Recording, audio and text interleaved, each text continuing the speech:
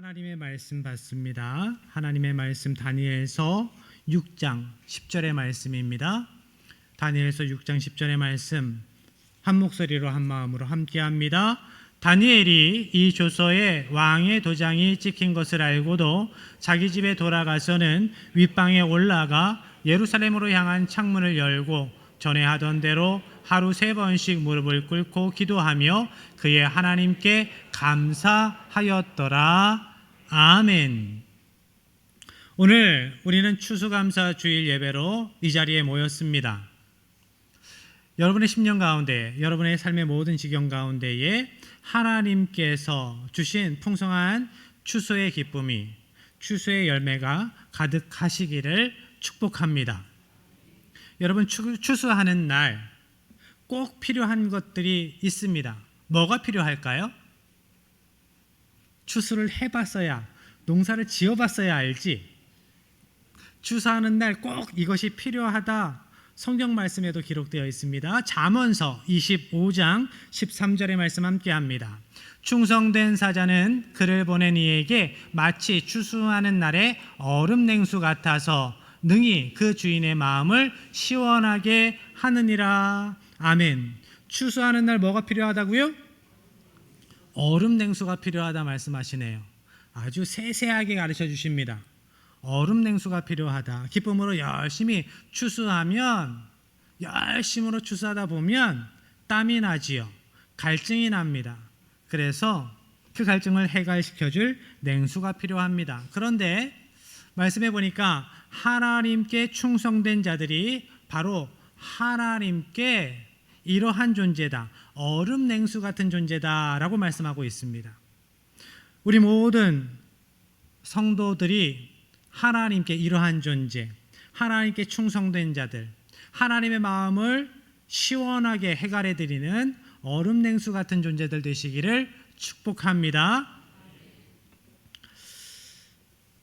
하나님께 얼음 냉수 같은 존재, 성경에 보면 그런 충성자들이 많이 나오지요.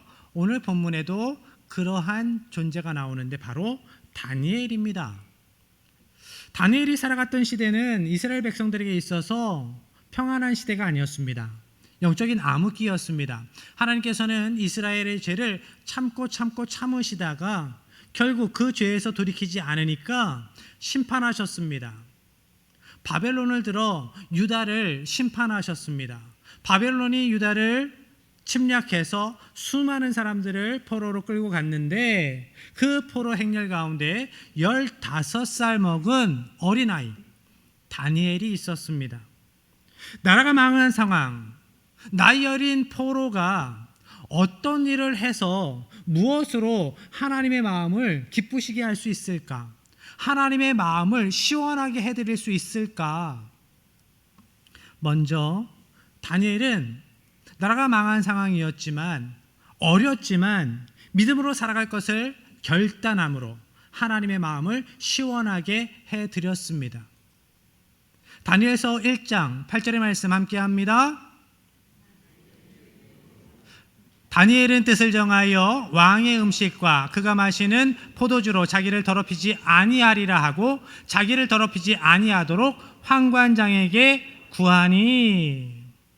다니엘은 포로로 잡혀갔지만 너무나 감사한 것은 왕궁 장학생으로 뽑혀서 출세길이 열렸습니다. 그런데 믿음의 사람 다니엘에게 출세길도 열렸지만 시험거리도 함께 왔습니다. 바벨론의 우상에게 바쳐졌던 음식이 왕궁의 장학생들에게 지급되었습니다. 그 당시 바벨론 왕은 자기들이 믿는 신에게 바쳐진 재물을 같이 나눠 먹음으로써 그들이 믿는 신이 자기에게, 자기 나라에 복을 준다라고 믿었습니다. 이것을 알았던 다니엘은 믿음으로 결단하고 그것을 먹지 않습니다. 왕을 섬기는 환관장, 그 왕궁 장학생들을 주관하는 환관장에게 다니엘과 세 친구가 요청을 합니다. 우리가 고기를 먹지 않게 해 주십시오.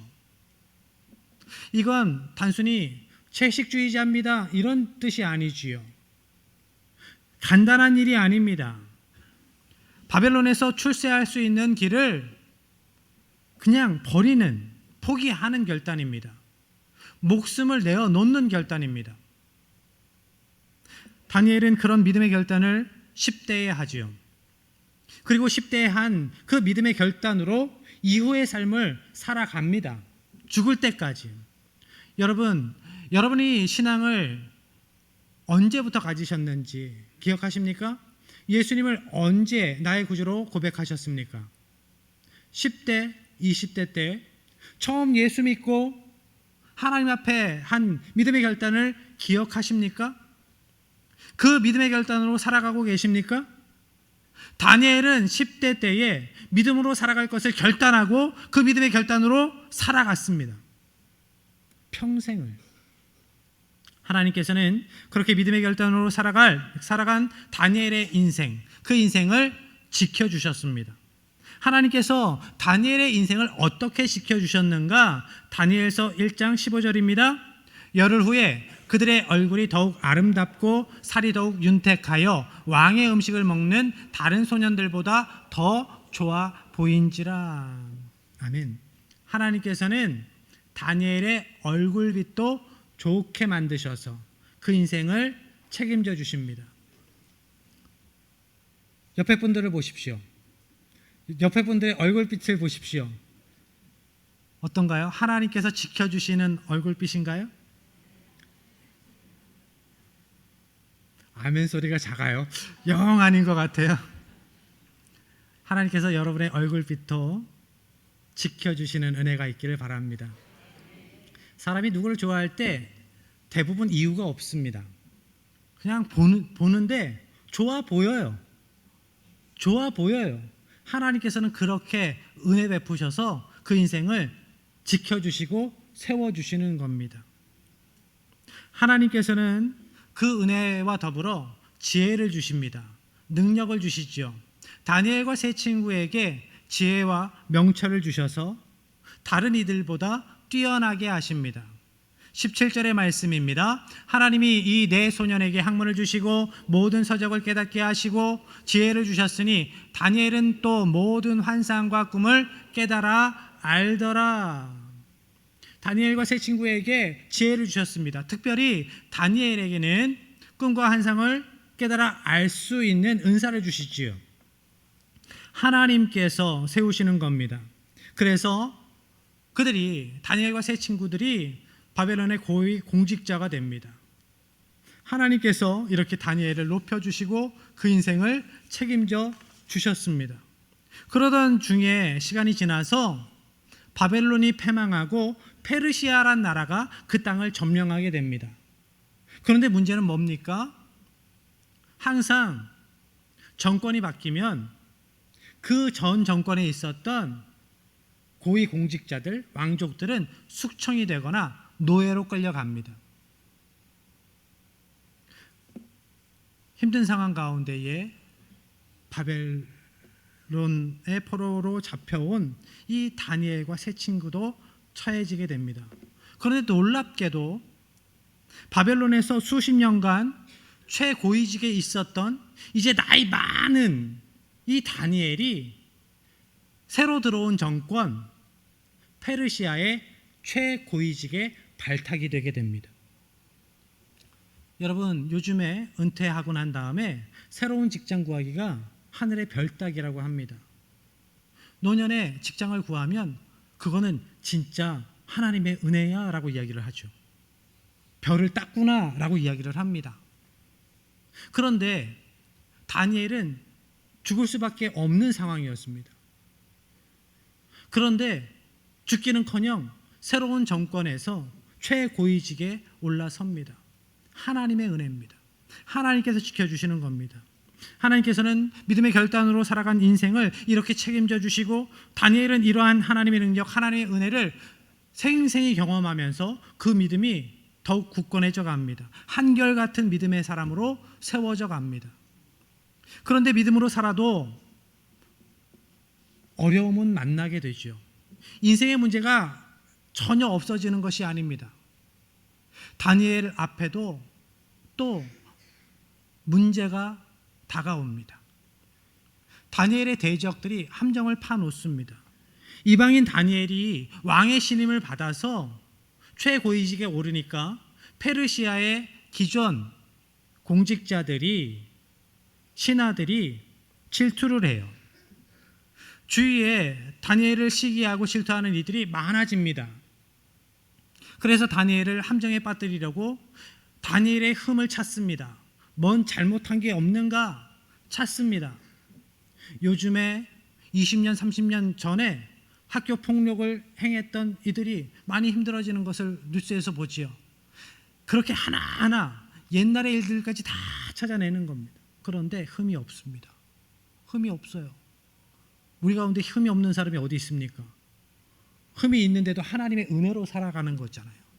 그런데 하나님의 백성 다니엘은 10대 때에 믿음으로 살아갈 것을 결단하고 그렇게 쭉 믿음으로 순종으로 헌신으로 살아온 인생이었기 때문에 흠을 찾을 수가 없습니다. 죄를 찾을 수가 없어요. 그래서 어떻게 하나 고민하다가 다니엘의 대적자들이 다니엘을 함정에 놓을 방법을 드디어 찾게 됩니다. 그 방법은 다름 아니라 다니엘의 한결같은 믿음이었습니다. 그들은 다니엘의 한결같은 믿음을 이용해서 함정을 파지요. 다니엘의 대적자들이 왕에게 나아가서 아첨하면서 이런 법을 제정하자고 제안합니다. 왕이여, 지금부터 30일 동안 이 땅의 모든 백성들이 왕이 아니라 다른 신에게 기도하거나 절하거나 숭배하면 죽이는 것으로, 사자굴에 던져놓는 것으로 법안을 올립니다. 도장을 찍어 주십시오. 그 당시에 페르시아에서는 왕을 신의 대리자로, 신의 화신으로 생각했습니다. 그러한 문화 가운데에, 그러한 종교적인 상황 가운데에, 그들이 믿는 종교적인 상황 가운데에 신하들이 자기를 신의 반열에 올려놓겠다, 그런 법안을 만들겠다 하니까 다리오 왕은 기분이 좋았습니다. 흔쾌히 왕의 어인을 찍어서 공표합니다. 지금부터 30일 동안 왕 외에 다른 신에게 절하거나 예배하면 죽인다. 그래서 이 법안이 세상 가운데에, 그 넓은 나라 가운데에 공포되었을 때 다니엘은 어떻게 반응했을까? 다니엘서 6장 10절 말씀입니다. 함께합니다. 다니엘이 이 조서에 왕의 도장이 찍힌 것을 알고도 자기 집에 돌아가서는 윗방에 올라가 예루살렘으로 향한 창문을 열고 전에 하던 대로 하루 3번씩 무릎을 꿇고 기도하며 그의 하나님께 감사하였더라.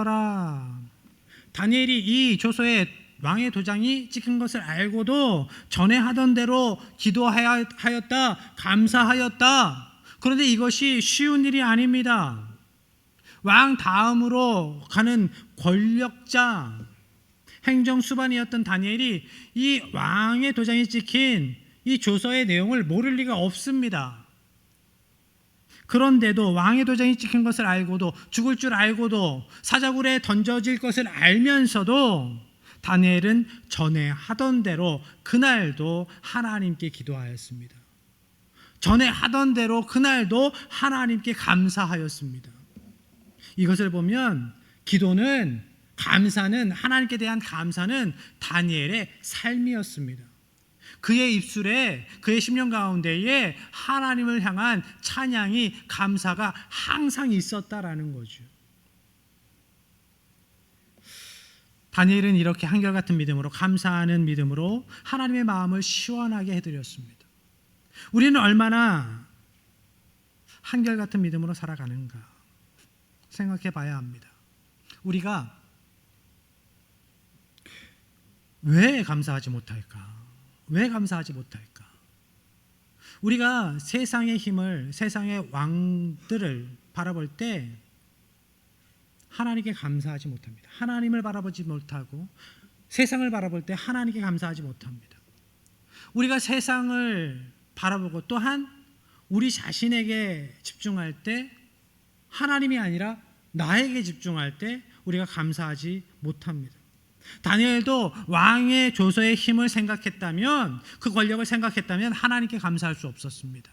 그렇지만 왕이 아니라, 그 땅의 페르시아 왕이 아니라 만왕의 왕이신 하나님을 바라보았기 때문에 감사했습니다.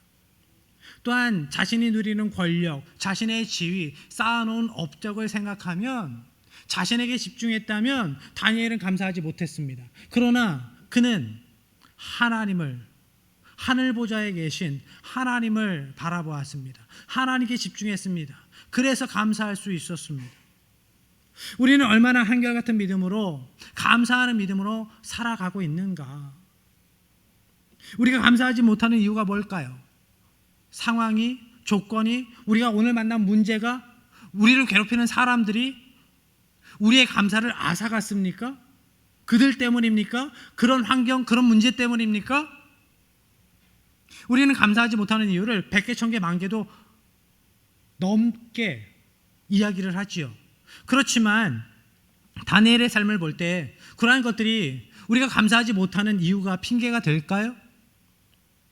우리 인생에 짐이 무겁더라도 우리는 다니엘처럼 포로의 삶이 아닙니다. 우리가 어려운 삶의 문제를 만났을지라도 다니엘처럼 목숨 걸어야 하는 상황을, 문제를 만난 것은 아닙니다. 그럼에도 불구하고 우리는 왜 감사하지 못할까? 인생의 문제 때문이 아닙니다. 우리가 감사하지 못하는 이유는 하나님을 온전히 알지 못하기 때문입니다. 하나님이 어떠한 분이신지, 하나님의 능력이 얼마나 크신지 그것을 알지 못하며, 하나님을 신뢰하지 못하며 그렇게 살아가기 때문에, 생생한 신앙이 아니라 그저 관념적인 신앙으로 살아가기 때문에, 신앙인이 아니라, 믿음의 사람이 아니라 종교인으로 살아갈 때 우리에게 감사는 없어지는 거예요. 점점 메마르는 감사, 점점 메마르는 찬양, 점점 메마르는 헌신, 상황에 문제가 있는 것이 아닙니다. 우리의 심령에 문제가 있는 겁니다. 하나님께 집중해야 합니다. 하나님을 바라볼 때 우리의 감사가 회복됩니다. 역대상서 16장 34절의 말씀입니다. 여호와께 감사하라. 그는 선하시며 그의 인자하심이 영원함이로다. 아멘. 선하신 하나님을 알면 감사할 수 있다는 말씀이에요. 하나님의 인자하심이 얼마나 큰지를 알면 감사할 수밖에 없다는 겁니다. 그러니 하나님을 깊이 알아야 한다. 하나님을 만나야 한다. 하나님께 집중해야 한다. 그렇게 말씀하세요. 우리는 감사의 근거를 하나님께서 주신 무엇, 하나님께서 주신 물질, 하나님께서 주신 어떠한 것, 지위, 그런 데서 감사의 조건을, 감사의 이유를 찾습니다. 아니에요. 우리의 감사의 이유는, 우리의 감사의 근거는 하나님이십니다. 하나님, 선하신 하나님, 인자하신 하나님께서 우리의 하나님이시기 때문에 우리는 범사에 감사해야 하는 겁니다. 마지막으로 데살로니가전서 5장 16절로 18절 함께 합니다. 항상 기뻐하라. 쉬지 말고 기도하라. 범사에 감사하라. 이것이 그리스도 예수 안에서 너희를 향하신 하나님의 뜻이니라. 아멘. 범사에 감사하라. 이것은 부탁이 아니에요. 청원이 아닙니다. 명령입니다. 왜요? 우리가 하나님의 백성 되었기 때문에, 이것이 당연한 의무가 되었기 때문에 감사하라 라고 명령하시는 거예요. 범사에 감사해야 하는 이유, 그것은 하나님이 우리 하나님이시기 때문입니다. 우리가 범사에 감사해야 하는 이유, 그것은 하나님께서 우리 인생에게 뜻을 정하셨는데 그것이 범사에 감사하는 것이기 때문이에요. 전에 하던 대로 기도하고 범사에 감사했던 믿음의 사람 다니엘을 하나님께서 지켜주셨습니다. 사자굴에 들어갔을 때에도, 모함자들이, 참소자들이 다니엘을 죽이려 할 때에도 하나님께서는 놀라운 방법으로 다니엘을 살리시고 더 높이 세워주셨습니다. 한결같은 믿음의 사람이었기 때문에, 한결같은 감사의 믿음으로 살아갔기 때문에 믿음의 결단으로 살아갔던 다니엘을 지켜주셨습니다.